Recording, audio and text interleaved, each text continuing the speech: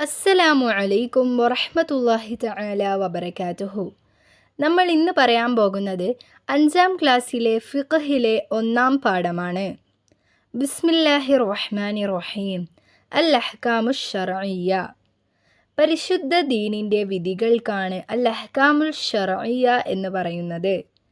അവ 5 വാജിബ്, ഹറാം, സുന്നത്ത്, കറാഹത്ത്, ഹലാല് എന്നിവയാണവ. നമ്മുടെ പരിശുദ്ധ ദീനിൻ്റെ വിധികൾ 5.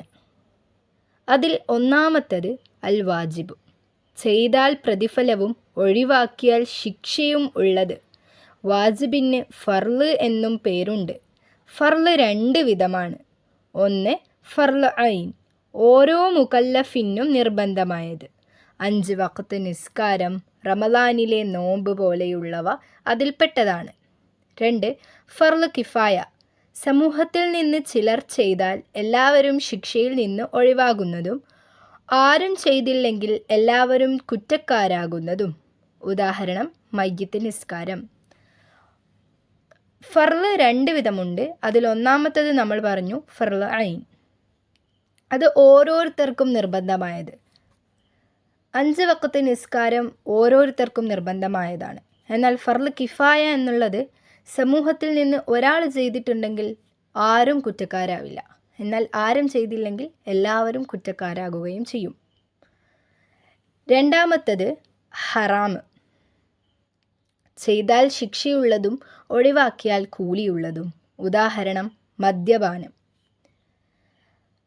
3ാമത്തത് അസുന്നത്തു, ചെയ്താൽ കൂലിയുള്ളതും ഒഴിവാക്കിയാൽ ശിക്ഷ ഇല്ലാത്തതുമാകുന്നു അത്. ഉദാഹരണം സലാം പറയൽ.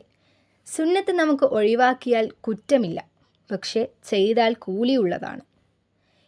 ഇതിന് മന്ദൂബ്, തതവ്വുഅ്, നഫ്ല്, മുസ്തഹബ് എന്നെല്ലാം പേരുണ്ട്. 4ാമത്തത് അൽ കറാഹത്തു, ചെയ്താൽ ശിക്ഷയില്ലാത്തതും ഒഴിവാക്കിയാൽ കൂലിയുള്ളതും. ഉദാഹരണം നിസ്കാരത്തിൽ തല തുറന്നിടുക. 5ാമത്തതാണ് ഹലാല്, ചെയ്താലും ഇല്ലെങ്കിലും ശിക്ഷയും കൂലിയും ഇല്ലാത്തത്. ഉദാഹരണം നല്ല ചെരുപ്പ് ധരിക്കുക. ഇതിന് മുബാഹ്, ജായിസ് എന്നും പറയപ്പെടും. ഹലാല് നമ്മൾ ചെയ്താലും ഇല്ലെങ്കിലും കുറ്റവുമില്ല കൂലിയുമില്ലാത്ത കാര്യമാണ്. അപ്പോൾ അഹ്കാമുശ് ശർഇയ്യ നന്നായി മനസ്സിലായി എന്ന് വിചാരിക്കുന്നു. അസ്സലാമു അലൈക്കും.